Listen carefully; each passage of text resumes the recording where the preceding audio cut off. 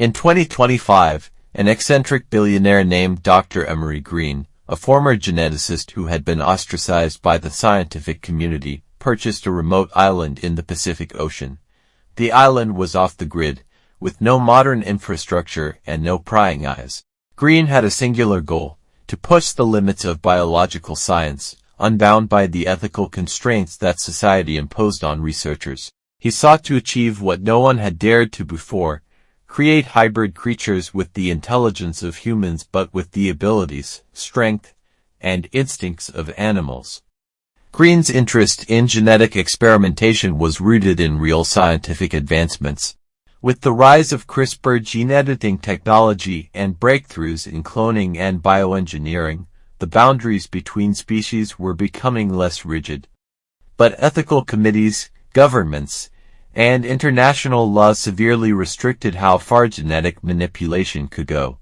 Greene, disillusioned with the slow progress of mainstream science, decided to take matters into his own hands. His team consisted of a few loyal researchers who believed in his vision. On the island, they constructed a secret, state-of-the-art laboratory hidden within the dense rainforest. The lab was surrounded by tall electrified fences, preventing anyone from entering or leaving. The island was more than just a research base. It was Greene's sanctuary, a place where he could control the environment and the fate of every living thing on it. Using advanced gene editing technology, Dr. Greene began experimenting with human and animal DNA. He sought to create creatures that could embody the best of both worlds. The first few subjects were created by blending the genes of humans with those of lions, wolves, and primates. These hybrids, whom Greene called Murians, retained a semblance of human intelligence but had enhanced physical attributes such as strength, speed, and heightened senses. Initially, the experiments seemed successful. The Murians could communicate with each other in rudimentary languages, perform tasks, and even develop simple social structures. They were stronger and faster than humans, but with this physical prowess came a psychological burden. The animal instincts in their brains conflicted with their human intelligence. The Murians would often revert to animalistic behavior, driven by primal urges like aggression and territorialism, leading to violent clashes within the group. A year after Dr. Greene's island project began, rumors started circulating among the global scientific community. Some whispered of the illegal genetic manipulation, others claimed to have seen footage of strange creatures on the island. This caught the attention of renowned investigative journalist Anna Blake. Anna, famous for exposing dangerous secretive experiments, decided to infiltrate Greene's island to uncover the truth. Anna disguised herself as a scientific researcher and was able to convince one of Greene's former colleagues to help her gain access to the island. Upon arrival, she was shocked by the beauty of the island but soon discovered the dark, dystopian world hiding in its heart. The first thing she noticed were the Murians. They resembled humans but with the terrifying grace and power of animals. They had claws, fangs, and fur, but their faces held an eerie, human-like intelligence.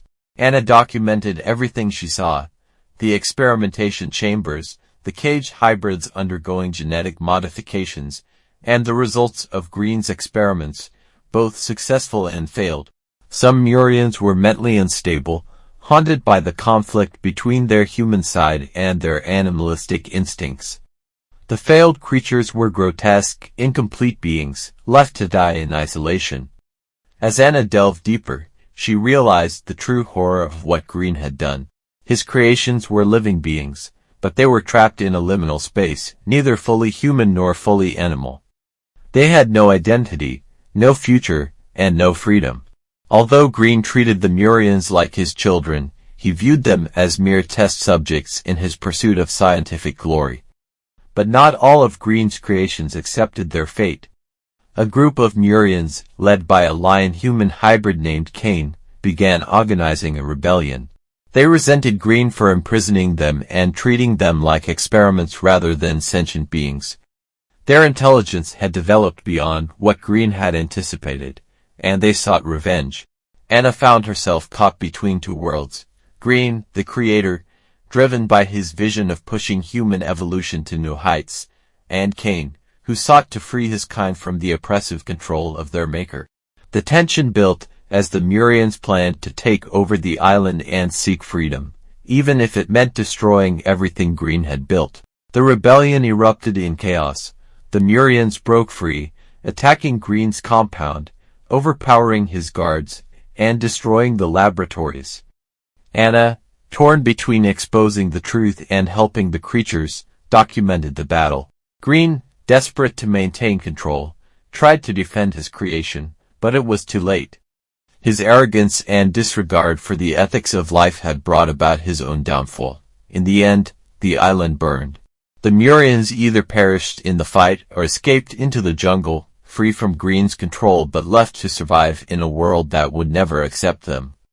Anna escaped the island with footage that would shake the world's view of genetic manipulation forever. The footage Anna released led to international outrage. Governments cracked down on illegal genetic experimentation, and new, stricter laws were passed to regulate bioengineering. Dr. Greene's name became synonymous with the dangers of playing God with nature. But in the remote jungles of the Pacific, rumors persisted. Fishermen spoke of strange, powerful creatures living deep in the forests of a forgotten island. Some claimed to have seen humanoid figures with the eyes of lions, the speed of wolves, and the intelligence of man. Whether the world was ready or not, Greene's legacy had survived, waiting for the day it would rise again. This extended version blends the core themes of the original story, scientific ambition, ethical dilemmas, and the tension between nature and humanity, with a modern setting and a more realistic approach to genetic engineering.